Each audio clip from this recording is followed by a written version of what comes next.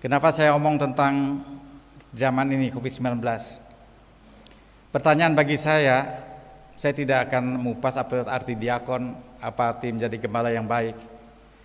Tapi apa yang membuat seorang imam, seorang diakon bertahan dalam imamatnya? Apa? Karena tantangan tidak pernah akan habis-habis dihadapi para calon imam atau imam ini. Khusus masa COVID-19 ini, saya sebagai uskup pun tidak biasa menghadapi situasi. Banyak berita hoax di mana-mana. Kebijakan pemerintah pun simpang siur. Tutup gereja atau tidak tutup gereja. Saya sendiri termasuk orang yang tidak mau mengatakan bahwa gereja ini bukan esensial, ya kan? Saya tidak mau mengatakan gereja sama dengan mall, sama dengan kantor, tidak. Ke gereja itu juga esensial untuk hidup, untuk menyatakan cinta kita kepada Tuhan dalam bentuk lahiriah. Tidak cukup kita hanya berdoa dalam rumah. Kalau semua dalam rumah, agama sama saja, betul Bapak Ibu? Justru perbedaan agama terletak dalam ungkapan lahiriah. Dan dalam konteks ini, saya tidak mau mengatakan bahwa sembahyang di gereja hari Minggu tidak esensial. Oleh karena itu terakhir, sehubungan dengan darurat khusus dengan pejabat yang ngurus hal ini, keras saya ngomong. Tadi katakan, siapa yang takut kehilangan nyawanya malah akan kehilangan nyawanya, ya. Tapi siapa yang tidak takut kehilangan nyawanya akan peroleh nyawanya. Mati itu harus, tidak ada manusia yang tidak akan mati. Tapi bunuh diri juga tidak boleh, dosa gitu. Bagaimana kita? Saya hanya mengatakan zaman sekarang paling tidak yang menjadi tantangan saya adalah di situasi seperti sekarang ini, seorang pemimpin, seorang gembala harus berani mengambil keputusan. Sejak Juni gereja boleh dibuka. Saya mengatakan pastor katedral buka gereja dengan perhatikan protokol kesehatan. Tapi apa yang terjadi? Wah, buka gereja ini tidak menghormati nyawa manusia gitu loh kan. Seakan-akan pastor yang buka gereja tidak mencintai nyawa manusia. Sama sekali tidak.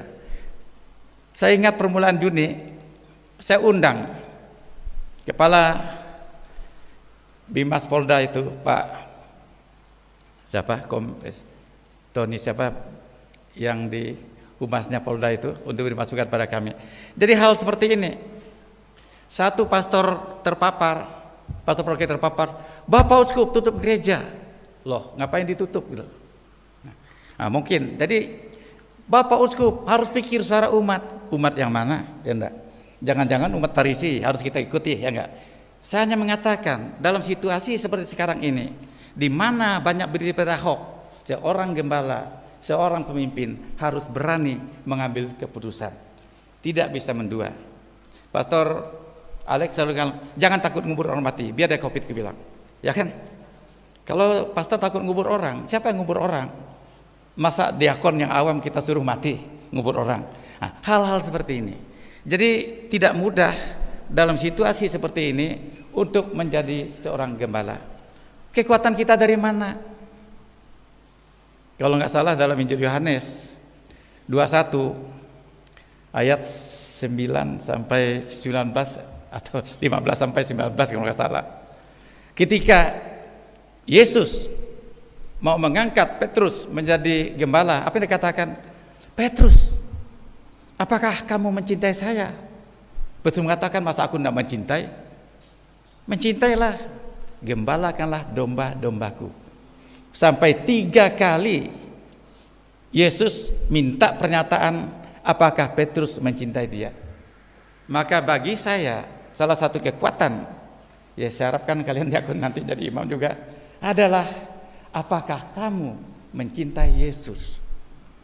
Dan tidak mudah mencintai Yesus, karena sebagai manusia ada kecenderungan kita untuk mencintai kebutuhan duniawi ini. Nah, kalau mencintai Yesus tidak ada alasan tidak ngubur orang, benar enggak? Karena Yesus juga mati demi orang lain. Tapi apa yang terjadi? Dalam Matius 4:1-11 diceritakan bagaimana Yesus menghadapi 3 godaan sebagai manusia. Dan itu ada pada diri imam. Godaan pertama adalah kebutuhan jasmani, batu menjadi roti, kebutuhan akan makan, termasuk juga kebutuhan terhadap kalau laki-laki, perempuan dan sebagainya. Ini godaan paling besar ada pada diri imam. Tapi Yesus mengukakan itu untuk mengingatkan pengikut Yesus bahwa kita semua digoda dalam hal ini, ya kan? Godaan yang kedua apa? Ingin berkuasa, ya kan? Tapi yang ingin berkuasa akan berikan kerajaan. Nah, godaan juga berhubungan dengan harga diri. Kalau kau menjatuhkan diri dari menara ini, kau menjadi orang hebat. Nah, sekarang kalau kita menguji, apakah keputusan saya ini karena saya mencintai Yesus, uji ajalah dengan 3 godaan tadi. Apa keputusan saya ini karena saya mencintai diri saya sendiri, karena gengsi saya, karena saya mengalahkan orang lain lebih dari orang lain. Sebetulnya sederhana, frater, ya kan? Nah, tapi kalau saya, ya tidak suci amat sih aku ini. Tapi aku bilang kalau keputusan saya karena saya ambil karena mencintai Yesus, keputusan itu tidak akan salah, tidak akan salah.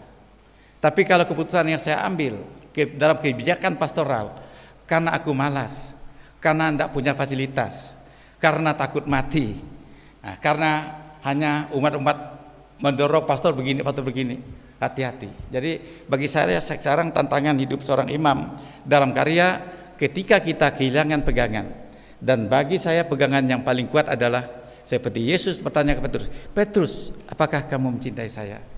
Nah, jadi kalau kamu nanti tergoda masih lihat cewek misalnya kan, nah, Yesus tanya, Donat, kamu mencintai saya atau cewek gitu loh. Nah, kan? Kalau berani mengatakan aku masih mencintai Yesus, bagus, ya satu hendak. Atau Beno nih, aduh malas turun ini, motor aku udah rusak, nggak mampu aku jalan kaki, ya nggak. Sekarang mencintai Yesus atau mencintai enak-enak gitu loh? Apa bila perlu mobil double gardan, ya nggak? Hati-hati ini. Kalau aku minta double gardan supaya aku enak-enak, ya, nggak mau berkorban Yesus, hati-hati, itu godaan. Tapi katakan aku mau turun, mobil pun nggak ada, motor saya pakai. Itu hal-hal yang konkret. Jadi kita harus murnikan semangat pelayanan kita untuk umat. Karena tanpa hal seperti itu menurut saya hidup kita menjadi kering. Jadi inti bagi saya adalah ingat Yesus menanya kepada kita, kamu mencintai saya atau tidak? Ada kalimat lain lagi, carilah dulu kerajaan Allah, maka yang lain akan berikan kepada kamu. Ini bukan hanya berlaku untuk awam, berlaku juga untuk para pastor, ya kan? Aku rasanya aku miskin ini, tapi mencoba cari kerajaan Allah. Semalam ada satu bapak yang menghidangkan 8 dus bir. Nah, ini karena cari kerajaan Allah, bir datang sendiri, ya kan?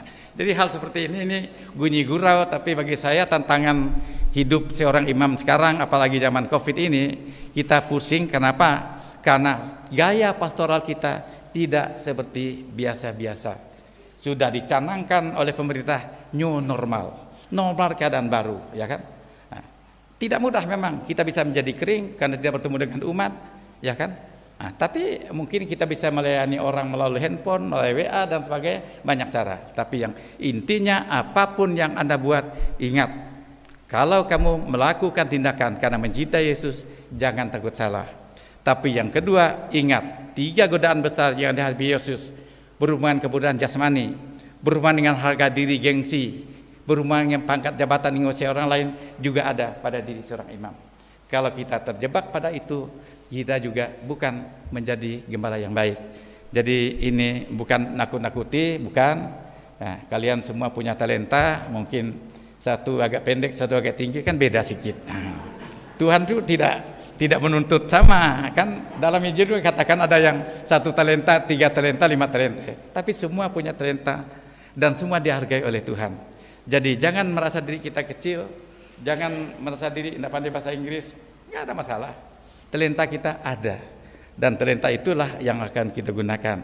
Tapi yang paling pokok bagi saya, apakah kamu menyintai saya, kata Yesus. Kalau kita mencintai Yesus, tentu ukuran yang kita ambil ketika ambil kebijaksanaan adalah apakah Yesus mau saya buat ini, bukan apakah umat mau atau provinsialnya mau atau uskupnya mau. Nah, tapi kadang-kadang Tuhan bicara melalui provinsial, melalui uskup juga kan. Hati-hati melawannya itu. Nah, jadi itu. Jadi yang kedua, bagi para umat yang hadir di sini, kita mohon maaf karena undangan sangat terbatas. Mari kita doakan calon diakon ini. Nah, nanti yang projo akan saya tabiskan sebagai imam pada tanggal 27 Januari yang akan datang di Komplek Persekutuan Nyarungkop. Mudah-mudahan dalam waktu 6 bulan ini makin matangkan lagi. Tapi inti yang mau saya katakan, seorang imam menjadi kuat kalau ada rambu-rambunya. Dan bagi saya rambu-rambu yang saya pegang adalah tindakan saya ini harus menunjukkan bahwa saya mencintai Yesus. Nah, kenapa Yesus minta mencintai dia? Karena kita manusia ini banyak godaan. Mencintai HP, mencintai motor, mencintai laptop yang hebat, ya, mencintai sepeda motor yang khusus, mencintai mobil double gardan, mencintai rumah pakai AC dan sebagainya, ya kan? Nah, saya sangka betul kalau Yesus mengatakan, bolehlah kamu yang mencintai yang lain, tapi mencintai yang lain itu tidak ada gunanya kalau kamu tidak mencintai saya. Saya sangka dengan cara ini kita bisa menjadi kuat. Dan yang kedua, jangan pikir saya ini siapa, jangan pikir saya ini masih muda, jangan pikir saya ini terlalu pendek. Enggak, Tuhan memakai semua orang, ya. Tinggi, ya kan, malah untuk ngintip orang kalau terlalu tinggi. Pendek nggak bisa ngintip orang, tapi jangan kira nggak bisa berdosa kan.